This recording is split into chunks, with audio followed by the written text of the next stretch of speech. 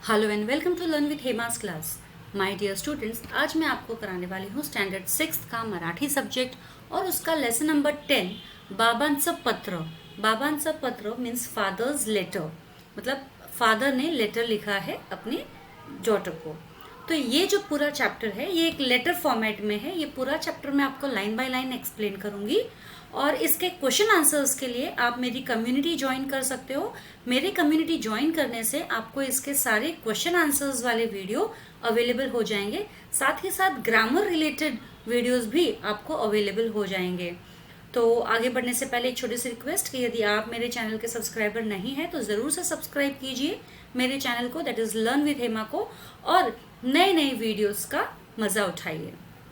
तो चलिए शुरू करते हैं। बाबांचं पत्र मतलब यहाँ पे एक फादर ने अपनी डॉटर को लेटर लिखा है। प्रिय वैष्णवी यानी कि जिसको लेटर लिखा है उसका नाम है वैष्णवी यानी कि girl child, that is dear Vaishnavi. अनेक शुभ आशीर्वाद यानी बहुत बहुत ब्लेसिंग्स। मी कामात पुरता गुरफटलो होतो। मी कामात पुरता गुरफटलो होतो मतलब मैं अच्छा खासा अपने काम में बिजी हो गया था, म्हणून पत्र पाठवायला उशीर होत आहे, इसीलिए लेटर भेजने के लिए मुझे देर हो गई है। तुझ्या आईने मला दूरध्वनीवरून सांगितले, मतलब तुम्हारी मम्मी ने मुझे टेलीफोन करके बताया, दूरध्वनीवरून यानी टेलीफोन से बताया की तुला मासीचा गणिताचा पेपर खूपच कठिन गेला, कि तुम्हारा जो हाफ ईयरली मैथ का पेपर होता है वो बहुत ही ज्यादा डिफिकल्ट गया तुम्हारे लिए, म्हणून तू फार निराश झाली आहेस और इसीलिए तुम बहुत ज्यादा निराश हो गई हो। तो ये वैष्णवी के फादर जो है लेटर लिख रहे हैं वैष्णवी को। वो कह रहे हैं कि क्योंकि मैं बहुत ज्यादा काम में बिजी हो गया था इसीलिए तुम्हें लेटर लिखने में थोड़ी देरी हो गई है, लेकिन तुम्हारी मम्मी से मुझे पता चला है फोन पर कि तुम्हारा जो हाफ ईयरली का यानी कि फर्स्ट टर्म का जो मैथमेटिक्स का पेपर है वो ज़्यादा डिफिकल्ट गया तुम्हारे लिए, यानी इतना अच्छा नहीं गया और इस वजह से तुम बहुत ही उदास हो गई हो, निराश हो गई हो। पेपरहून घरी आल्यानंतर त्या दिवशी तू रडतही होतीस और पेपर देकर जब घर आई तो तुम उस दिन रो ही रही थी, पूरा दिन रो रही थी। मला वाटलं दूरध्वनीवरून तुझ्याशी बोलण्यापेक्षा तुला पत्र लिहूनच तुझ्याशी हितगुज करावं। तो मुझे ऐसे लगा कि टेलीफोन पर मैं तुमसे बात करूं, इससे बेटर है कि मैं एक लेटर लिखूं और लेटर लिख के तुमसे बातें करूं।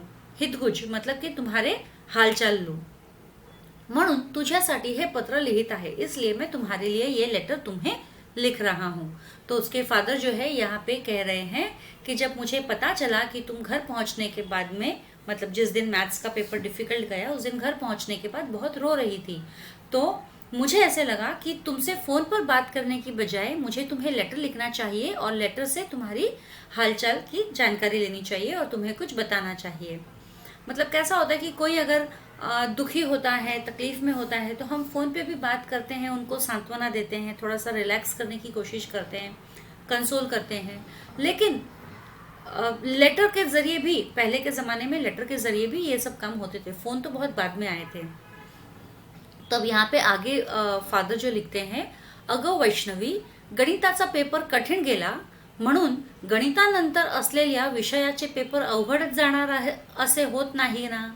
तो उसके फादर कहते हैं कि अरे वैष्णवी, अगर मैथमेटिक्स का पेपर तुम्हारा डिफिकल्ट गया तो इसका मतलब ये तो नहीं है कि मैथमेटिक्स के बाद में जो भी आने वाले सब्जेक्ट्स हैं, जो भी बचे हुए सब्जेक्ट्स हैं, वो पेपर भी तुम्हारे डिफिकल्ट जाएंगे, ऐसा तो नहीं है ना। मग त्याच त्या गोष्टीचा विचार करत बसल्याने उरलेल्या पेपरवरही त्याचा विपरीत परिणाम होतो। तो अगर वैसा नहीं है तो फिर वही वही बात अगर आप बार बार याद करोगे तो इससे क्या होगा, आपके जो बाकी के पेपर्स है उसके ऊपर गलत इफेक्ट पड़ेगा, मतलब आपके बाकी के पेपर्स की तैयारी इतने अच्छे से नहीं हो पाएगी और आपके पेपर्स अच्छे नहीं जाएंगे, तो इसका रिजल्ट आपके बाकी के पेपर्स के ऊपर भी आएगा, इफेक्ट होगा। अगं एखाद्या विषयात गुण कमी पडले तर याचा अर्थ आपण आयुष्यात अपयश झालो असे नाही। देखो कितनी अच्छी बात कही है यहाँ पे उसके फादर ने, वैष्णवी के फादर ने। कहते हैं कि अरे बेटा, अगर कोई एकाध विषय में, एकाध सब्जेक्ट में हम अगर कमजोर है या हमारे मार्क्स कम आ जाते हैं तो इसका मतलब ये तो नहीं कि हम लाइफ में सक्सेसफुल नहीं हो पाएंगे, यानी हमें हम अनसक्सेस रहेंगे, ऐसा तो बिल्कुल नहीं है ना।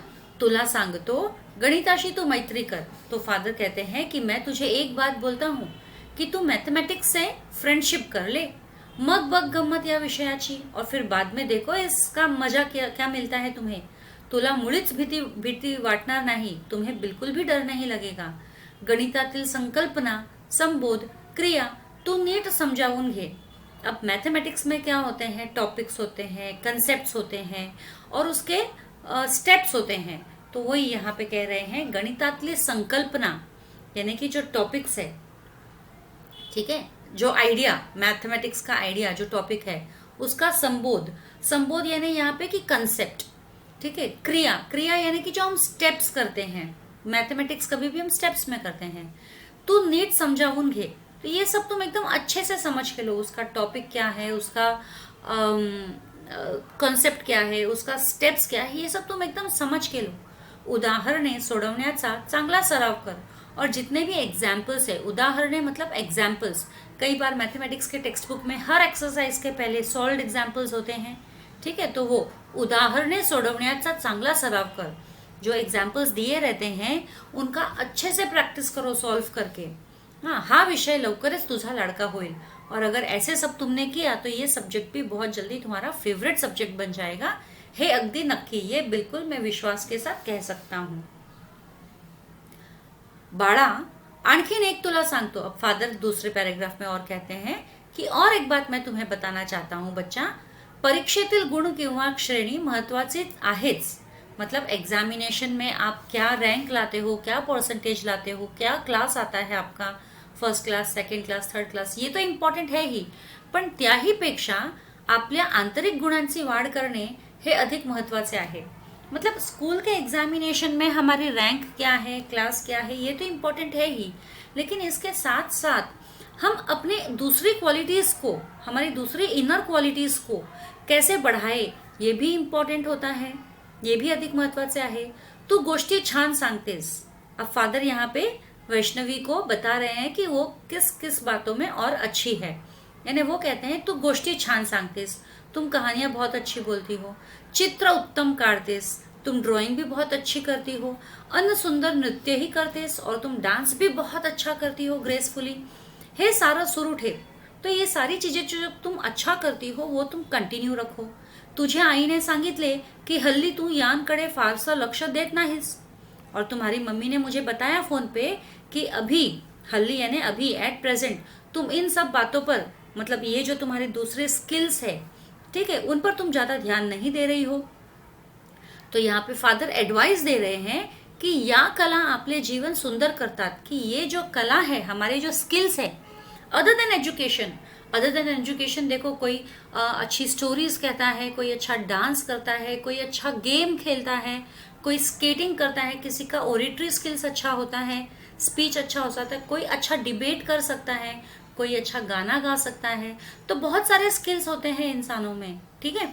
तो वो यहाँ पे फादर जो ये एडवाइस दे रहे हैं कि आपके अंदर जो भी कला है, जो भी स्किल्स है, ठीक है, उन स्किल से ही आपका जीवन जो है सुंदर बनता है, वो स्किल्स ही आपके जीवन को ब्यूटीफुल बनाते हैं आणि आपलं व्यक्तिमत्व ही फुलवतात, और उन स्किल्स के वजह से ही हमारी पर्सनॅलिटी भी डेव्हलप होती है। व्यक्तिमत्व यानी पर्सनॅलिटी फुलवतात यानी डेव्हलप होती है।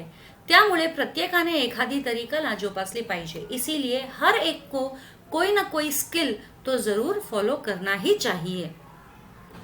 स्वतः मधील गुणांची वाढ करायला तुला अनेक संधी मिळतील, और तुम्हारे अंदर ये जो स्किल्स है उसको डेवलप करने के लिए तुम्हें बहुत सारे मौके मिलेंगे, है ना। स्वतः मधील गुणांची वाढ करायला मतलब आपके स्किल्स को बढ़ाने के लिए तुला अनेक संधी मिळतील, तुम्हें बहुत सारे अपॉर्चुनिटीज मिलेंगे, त्याचा तू पुरेपूर उपयोग करून घे, और वो जो भी अपॉर्चुनिटीज तुमको मिलेंगे उन सब का तुम पूरा उपयोग करना, यूटिलाइज करना उन अपॉर्चुनिटीज को। बाबांनी सांगितलेले ऐकून त्याप्रमाणे तू वागशील याची मला खात्री आहे। अब फादर ये भी कह रहे हैं कि मैंने जैसे जैसे तुम्हें बताया है, यानी कि फादर कह रहे हैं कि जैसे जैसे मैं तुमको बता रहा हूँ वैसे वैसे अगर तुम करोगी वैष्णवी, मुझे बिल्कुल यकीन है कि तुम मेरी बात सुनोगी और बिल्कुल वैसे ही करोगी जैसे मैं बता रहा हूँ. दिवाळीच्या सुट्टीत मी गावी येणार आहे. और अब फादर कह रहे हैं कि मैं दिवाली की छुट्टियों में गांव आने वाला हूँ. मग आपण खूप खूप मजा करू और फिर हम सब मिलकर बहुत सारी मजा करेंगे.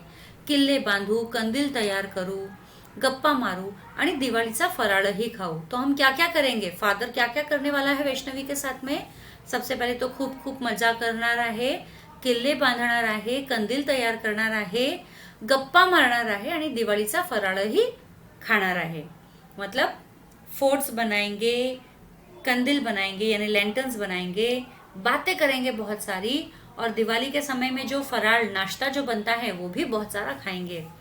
खाऊ वरून एक गोष्ट आठवली मला. अब फादर कहते हैं कि नाश्ते की जब मैंने बात की तो मुझे एक बात याद आई है, एक गोष्ट आठवली मला. या दिवाळीत गावी येताना तुझ्या आवडीचा खाऊ घेऊन येणार आहे. मतलब इस बार जब मैं दिवाली पर आऊंगा तो मैं तुम्हारा मनपसंद नाश्ता लेकर आने वाला हूँ. उठला ते तू ओळखलं असशीलच. मतलब कौन सा खाऊ लेकर आ रहा हूँ वो तो तू पहचान ही गई होगी. तुझ्या पुस्तकांचा खाऊ, मतलब मैं जो ला रहा हूँ वो और कुछ खाने की चीज़ नहीं है बल्कि पढ़ने की चीज़ है. पुस्तकाचा खाऊ यानी स्टोरी बुक्स. मैं बहुत सारी स्टोरी बुक्स तुम्हारे लिए ला रहा हूँ. गावी येताना मी तुझ्यासाठी गोष्टींची अनेक पुस्तके घेऊन येणार आहे. गांव के लिए आते समय मैं तुम्हारे लिए बहुत सारी स्टोरी बुक्स लेकर आने वाला हूँ. वाचून बघ तू और फिर पढ़ के देखना तुम उनको. खूप आवडतील तुला, तुम्हें बहुत अच्छी लगेगी ये बुक्स. बरं आता थांबतो. तो ठीक है, अब मैं रुकता हूँ. अब मैं अपना लेटर यहीं पर एंड करता हूँ. बाकी सारे भेटीअंती बोलू और बाकी बातें मिलने के बाद हम करेंगे. तो तुझे बाबा. तो यहाँ पे ये पूरा लेटर जो है मेरा हो गया है. अब यहाँ पे जो इतने सारे जो क्वेश्चन आंसर्स हैं आपके, ये सारे के सारे अगले वीडियो में मैं देने वाली हूँ. और ये क्वेश्चन आंसर्स का वीडियो एक्सेस करने के लिए आपको मेरी कम्युनिटी ज्वाइन करनी होगी.